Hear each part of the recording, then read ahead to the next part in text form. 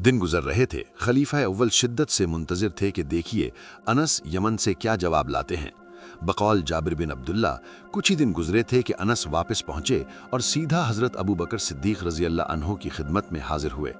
सलाम व मुसाफहा के बाद अनस बिन मालिक रजी अल्लाह अन्हो ने यह खुशखबरी आपको सुनाई। ए खलीफा रसूल, अहले यमन ने आपकी दावत पर दिलो जान से लब्बैक कहा है और वो बहुत जल्द यहाँ पहुँचने ही वाले हैं। मैंने जिस शख्स को भी आपका पैगाम सुनाया उसने फौरन ताबादारी की हामी भर ली। सब लोग पूरे साजो सामान और मुकम्मल तैयारी के साथ आ रहे हैं। ए खलीफा रसूल, मैं उनसे पहले पहले आपके पास पहुंच गया ताकि आपको जल्द अज जल्द ये खुशखबरी सुनाऊं।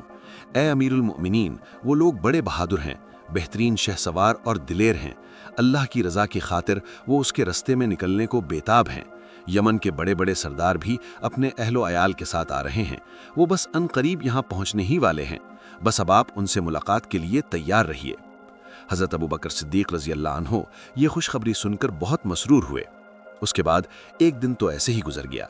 दूसरे दिन सुबह सवेरे काफिलों की आमद के आसार नजर आना शुरू हो गए। मदीना के मकीनों ने जब ये सूरत हाल देखी तो वो फौरन हज़रत अबू बकर सिद्दीक रज़ी अल्लाह अन्हो की खिदमत में हाजिर हुए और काफिलों की आमद से आगाह किया। आपने तमाम लोगों को सवार होने का हुक्म दिया और खुद भी उनके साथ काफिलों का इस्तकबाल करने के लिए बाहर निकले। थोड़ी ही देर बाद मुजाहिदीन के ग्रुप पहुंचना शुरू हो गए। लश्कर पर लश्कर आ रहा था, एक के बाद एक दस्ता। सब के सब एक दूसरे के पीछे पीछे चले आ रहे थे। हर गिरोह ने अपने कबीले या कौम का झंडा बुलंद किया हुआ था। सभी जोश व खुरोश से भरपूर नजर आ रहे थे। ये तमाम के तमाम कबाइल यमन से आए थे।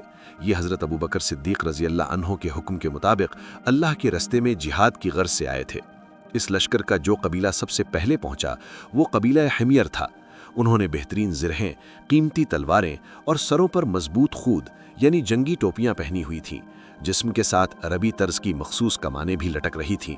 इस कबीले का सरदार दुवल कला अल हिमयरी था। उसने सर पर उमामा बांध रखा था।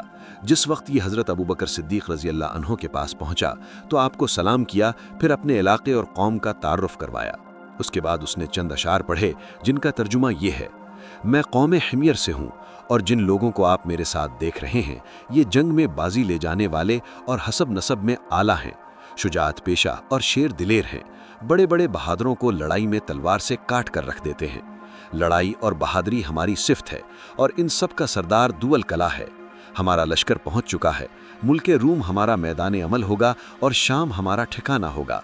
दमिश्क हमारा है, वहाँ कब्जा रखने वालों को हम तबाही के गड्ढे में फेंक देंगे।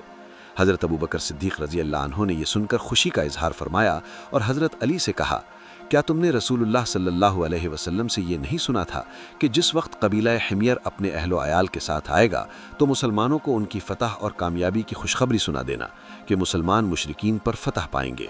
हज़रत अली ने कहा, अमीरुल मोमिनीन, आपने बिल्कुल सच फरमाया। मैंने भी रसूलुल्लाह सल्लल्लाहु अलैहि वसल्लम से इसी तरह सुना था।